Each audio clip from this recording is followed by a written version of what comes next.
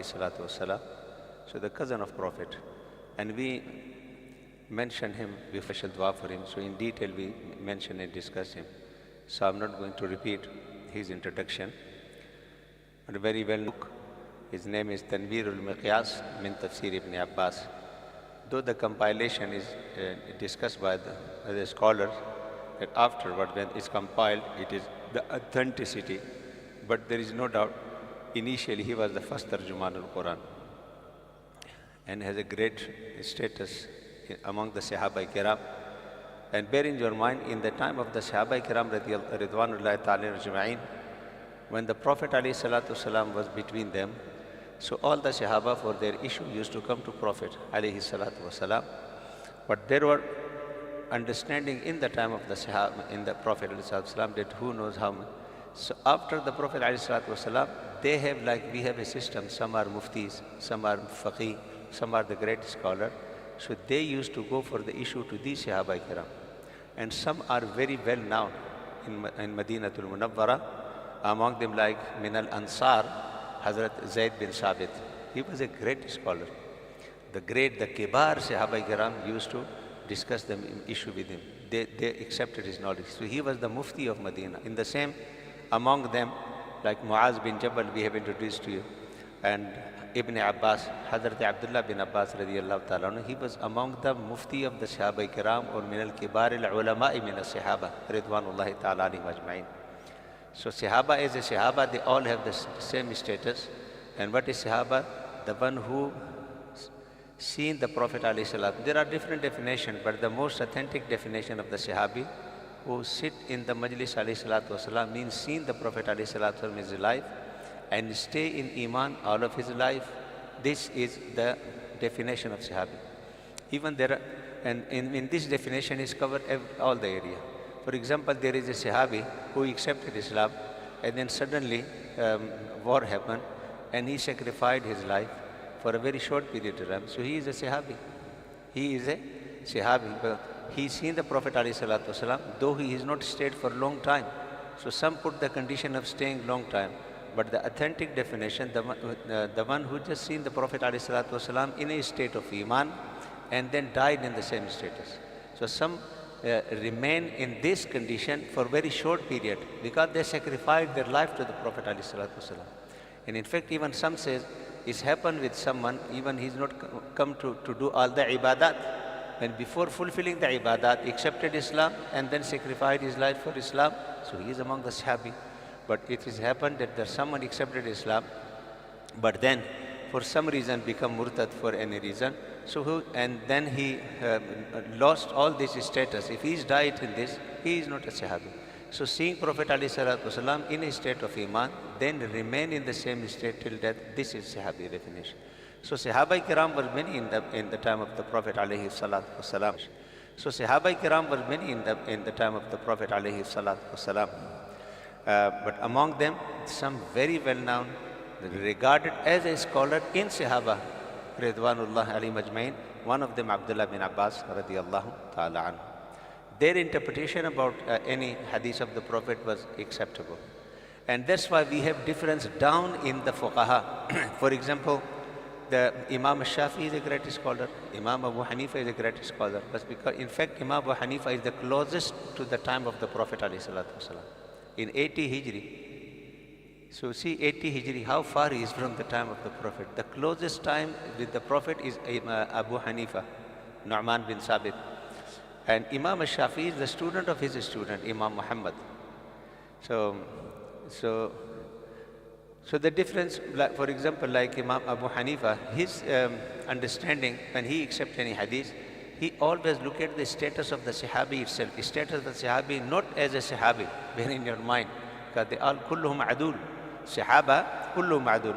Bear in your mind, when scholarly, the chain of the Ruwat discuss, always, this is very important according to Ahlul Sunnah, they discuss every single person and they put some condition on it, whether he is just or not, whether he is good memory or not, adil, tamu, zabt, and some other condition. With all these conditions, they give them grade.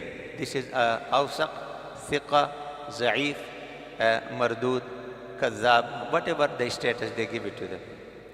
But regarding Sahaba Kiram Ridwanullah Ajmain, the simple ruling is, the authentic ruling, kulluhum adu, they all are just. The reason, Allah says in Quran, radiyallahu anhum wa radu anhu. Allah is pleased with them and they are pleased with Allah subhanahu wa ta'ala. And in another place Allah said, Ulaika alladhina amtahana Allahu qulubahum littaqwa. Allah when endorse, their heart is chosen for what? For taqwa. So who we are to judge these Sahaba Kiram? So as a Sahaba, we never judge them. And this is the big difference between Ahl Sunnah and all the Firaqul Batila. For us, the Sahaba, those who lived in the company of alayhi salatu wasalam, they were all just, they were all udul, and they all have this highest status. And in fact, this is the only category after the Prophet alayhi salatu wasalam, you can't get it. For example, if someone in the family of the Prophet alayhi salatu wasalam, so this chain as a family of the Prophet could continue till today, yes? If someone is pious, it can continue today. If someone is this, any category, there is a continuity in it. But this only single category, which was only possible in the time of the Prophet ﷺ to become a Sahabi. After he departed from this world, no one can become Sahabi. The only silsila which was only in the life of the Prophet. So that's why the Ahlul Sunnah stand worldwide, and this is the difference between all the Firaqul Batila. Whenever they bring anything about the Sahaba, the Ahlul Sunnah wal Jama'ah strongly reject it. And then they go for this happened, but you know what we said? That Allah subhanahu wa ta'ala purify their heart. As a human being, if something happened, Allah give them tawfiq to do tawbah, Allah give them tawfiq to rectify themselves, Allah give them tawfiq to correct themselves. So this is why, if you don't accept this, then it means how Allah chosen someone the heart for taqwa, and then you have this and that. So these things are very standard for Ahlul Sunnah. Compared to any other firaqah, any other group, those who don't have this standard. But in Sahaba Ridwanullahi Ta'ala alayhim ajma'in, bear in your mind, when we say categories not as a Sahabi, category as understanding, as Fahamul Hadith, as Faqih, as Alim, these categories, they will always existed. There is no doubt about it. The ulama, the scholars, all of their life have this. And that's why Imam Abu Hanifa, if any hadith come from Abu Hurairah radiallahu ta'ala, I can give example, and other hadith come from Abdullah bin Masud radiallahu ta'ala, Imam Abu Hanifa radiallahu ta'ala, or the Ahnaf, accept the definition or the understanding of Ibn Masud radiallahu ta'ala.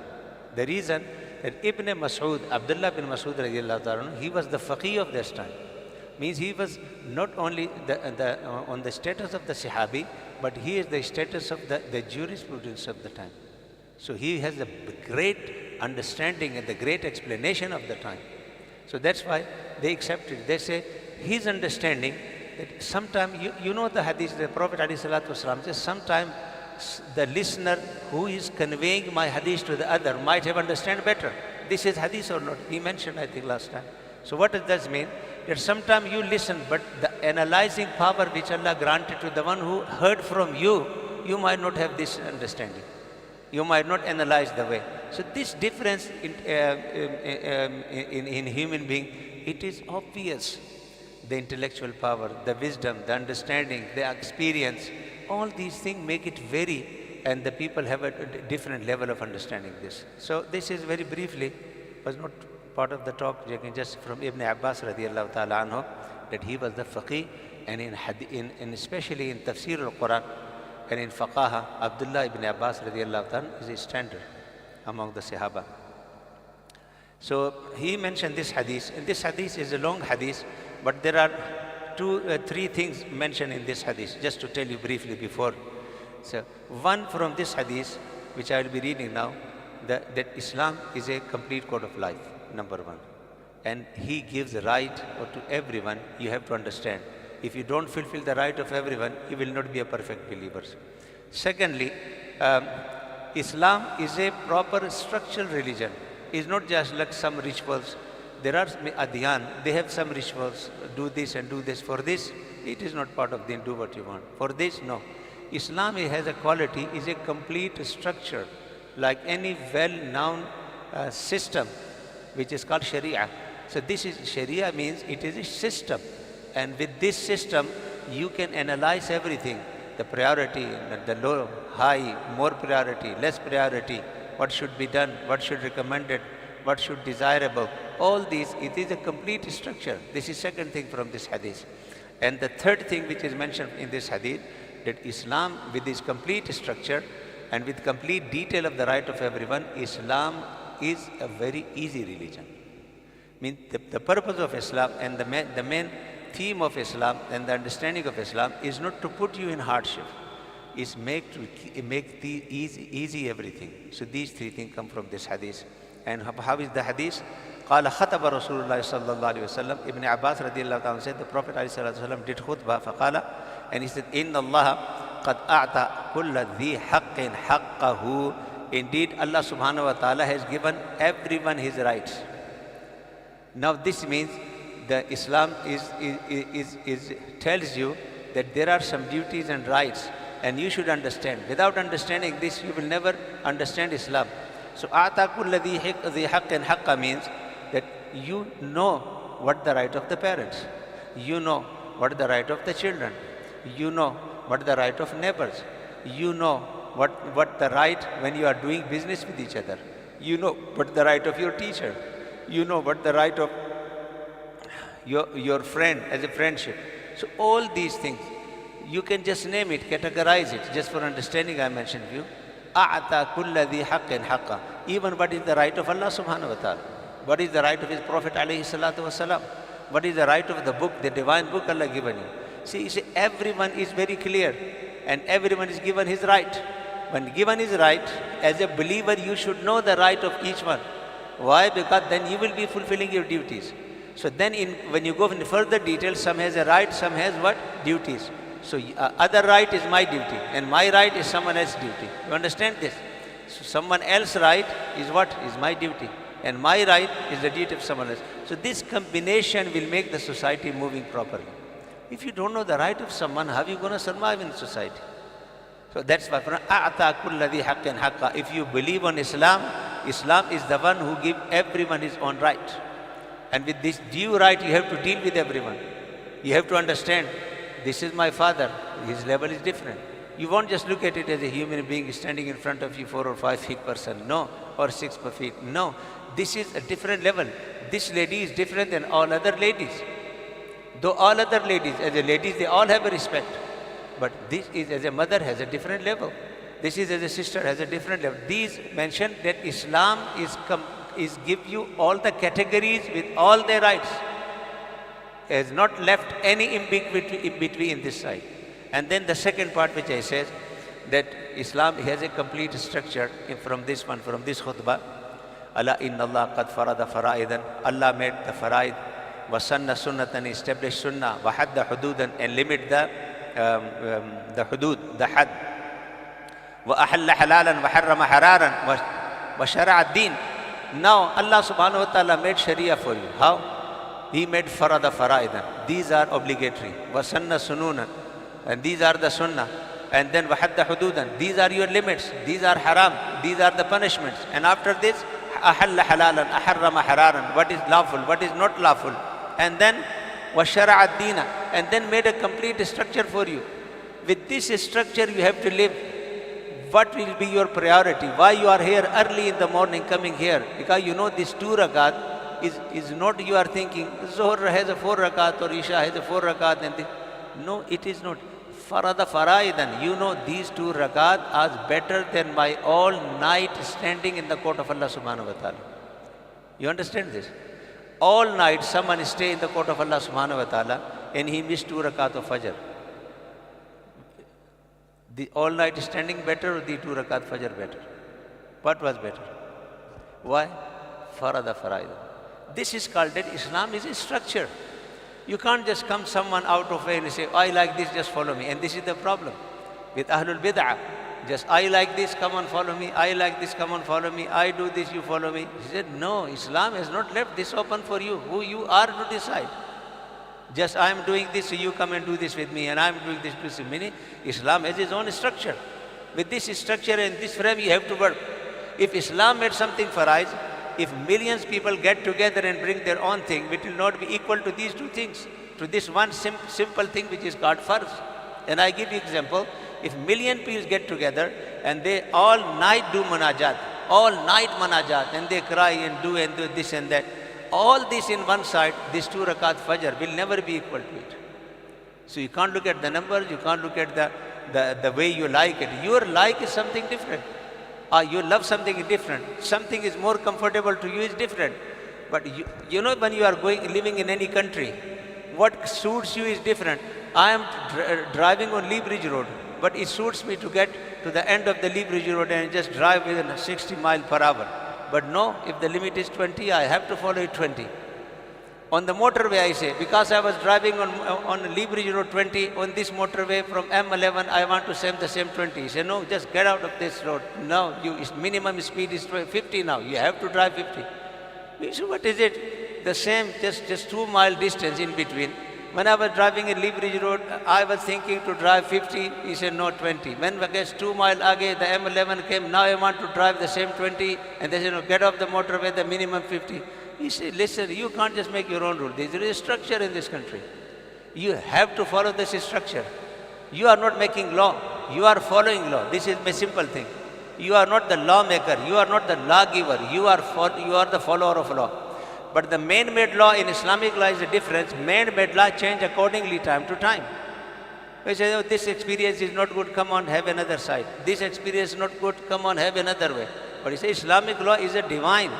Allah, the one who created you, He knows better than you when, for how long things will be important for you. So you can't change it. So the faraidan is a structure actually when you look at it. Then the sunnatan is a structure for you. That these are the sunnah and this is the frame and they have another level. And the hadda hudud and the limits for you. The hudud, He made it. He said that what is extremely forbidden. What is in min al-kabair, what is min al-sagair, what is minor, what is major sin. All these hadda hudud means all the limits, or the hudud in other meaning. When when we say the punishment, tilka hududullah fala ta'taduha. These are the limits, these are the boundaries of this structure. Don't cross it. And then say ahalla halalan harrama haraman. In my eating, drinking, in my life, some made it permissible, some not permissible. You can do, you can't do it. And I give you sometimes simple example. On motorway, you can drive on all 3 lines or 4 lines, but you can't go to halt shoulder. These halt shoulder for emergency. Yes? These are shoulder. So if someone says this, the whole road all the way 5-6 mile block, and 1 line is left everyone empty. No one is going there. And someone if new come and don't know this thing, he said, but these fool people are just 3 lines, they are all standing for hours and hours. And here is just completely empty line, just go. He said, no, you know the law. This is hard line. You can't drive on it. This is for different purpose. So again, halla halalan, harrama haraman, hadda hududan. You have to follow this. So the structure means this. And this is called Sharia. People misunderstand the Sharia. They saw the Sharia mean that you are just grabbing someone and telling him just wear the topi and put rimal in your gala and in your neck and just do this. Sharia means Islam is a religion. When you accept it with the whole structure. So we made it, na'uzubillah, Sharia is a big bala for the people without explaining to them what does mean Sharia. Sharia means when you become Muslim, you are going with some proper structure, not like with your own choice, pick something and drop something, take something and don't take something. So if we tell these people this concept, they will understand in a different level. Rather than, and nowadays the Sharia, the word Sharia made it such a scary way. You hear sometime in interviews. The biggest scary word for them is Sharia. What is Sharia? Sharia means when you accept Islam, you have a structure. So having a structure is wrong. And the third thing, Allahu Akbar, and there's فَجَعَلَهُ سَهْلًا سَمْحًا وَاسِعًا. Allah subhanahu wa ta'ala made this wide, tolerant and easy way. وَلَمْ يَجْعَلْهُ ضَيِّقًا, and is not made narrow and hard. This is the third thing. That with all these, if you understand, first you understand everyone know their rights. Secondly, you understand there is a structure. The third thing, Allah made it easy for you. When you hear all these things, don't think, oh, this is such a difficult time. He's walking on the Pule Sirat. And then he said, Allah made it easy for you. You don't understand the Sharia. It is for you. When you are able to stand, farz is qiyam farz. But if you are not in a position, then Allah allows you to read salat sitting. When you are not in a position sitting, Allah allows you to sit salat even in chairs. We take the advantage of that too much, but allows you. You don't have a water, do tayammum. You are traveling, fasting is the obligatory fasting, the Ramadan, is become permissible for you. If you feel you can fast, fast. If you feel you can't fast, you delay it another time. So the fasting is called rukhsa. فَمَنْ شَهِدَ مِنْكُمُ الشَّهْرَ فَلْيَصُمْهُ وَمَنْ كَانَ مَرِيضًا وَعَلَى سَفَرٍ فَعِدَّةٌ مِنْ أَيَّامٍ أُخَرَ. The same is salat, 4 rakat obligatory, but when you are traveling after certain, you do it qasr. So the tayammum, the qasr, the al, and then the usul is this: la yukallifullahu nafsan illa wusaha. Allah will not make you bound for something which is beyond your ability. Simple things. Allah will not make you bound for anything which is beyond your capability and beyond with your possibility. These 3 things, if you understand, I hope I explained this hadith of Ibn Abbas radiyallahu ta'ala anhu with these 3 messages, which are very important. When you are reading this hadith, these 3 things always bear in your mind. That is a complete detail, is a full structure, and Allah made it very easy for you. So don't scare people. Islam is a very hard religion. Islam is a harsh religion. This might be your definition, it is harsh. Your definition is hard. The definition of my Prophet Muhammad alayhi salatu wasalam, ja'alahu sahla, Allah made it easy for you. If you want, Allah subhanahu wa ta'ala will give you all option which becomes under your capability, and you can carry on with it. رَبَّنَا تَقَبَّلْ مِنَّا إِنَّكَ أَنْتَ السَّمِيعُ الْعَلِيمُ وَتُبْ عَلَيْنَا يَا مَوْلَانَا إِنَّكَ أَنْتَ التَّوَّابُ الرَّحِيمُ اللهم علمنا بما ينفعنا وانفعنا بما علمتنا وزدنا علما إنك أنت العليم الحكيم اللهم تقبل صيامنا وقيامنا يا رب العالمين صيام رمضان وقيامنا اللهم اشف مرضانا واغفر موتانا يا رب العالمين برحمتك